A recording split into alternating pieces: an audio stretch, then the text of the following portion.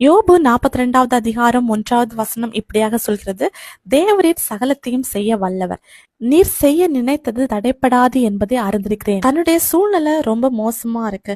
தன்னுடைய நண்பர்கள் தன்னை குற்றப்படுத்துறாங்க. இதன் மத்தியில தனக்குன்னு ஒரு நம்பிக்கை இல்லை. அடுத்து என்ன நடக்க போகுதுன்னு தெரியாது. இதன் மத்தியில தேவ மனிதனாகிய யோபு தைரியமா சொல்றாரு, தேவரீர் சகலத்தையும் செய்ய வல்லவர், நீர் செய்ய நினைத்தது தடைப்படாது என்பதை அறிந்திருக்கிறேன்னு சொல்லிட்டு தைரியமா யோபு சொல்றாரு. யோபுடைய வாழ்க்கையில வந்த சூழ்நிலை மாதிரி நம்ம வாழ்க்கையில வந்துச்சு அப்படின்னா நம்மெல்லாம் உயிரோடு இருப்போமானே நமக்கு தெரியாது.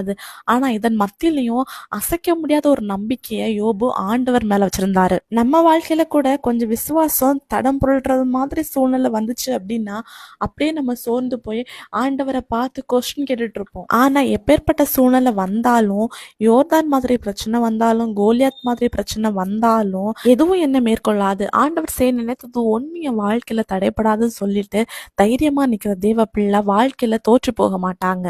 இந்த உலக வாழ்க்கையில கூட சில விஷயங்கள் நமக்கு தாமதம் ஆகலாம், விசுவாசம் சோதிக்கப்படலாம், காரியங்கள் கைகூடி வராம இருக்கலாம். உங்க பிரச்சனை போராட்டம் எதுவாக இருந்தாலும் இந்த வசனத்தை தைரியமா சொல்லுங்க. ஆண்டவர் எங்க வாழ்க்கையில செய்ய நினைத்தது ஒன்று தடைப்படாதுன்னு சொல்லிட்டு நீங்க விசுவாசத்துல நிற்கும் போது ஏசப்பா உங்க வாழ்க்கையில அற்புதங்களை செய்வாங்க. விசுவாசிங்க, அற்புதங்களை எதிர்பாருங்க. இயேசு கிறிஸ்துவின் நாமத்தில் ஆமேன்.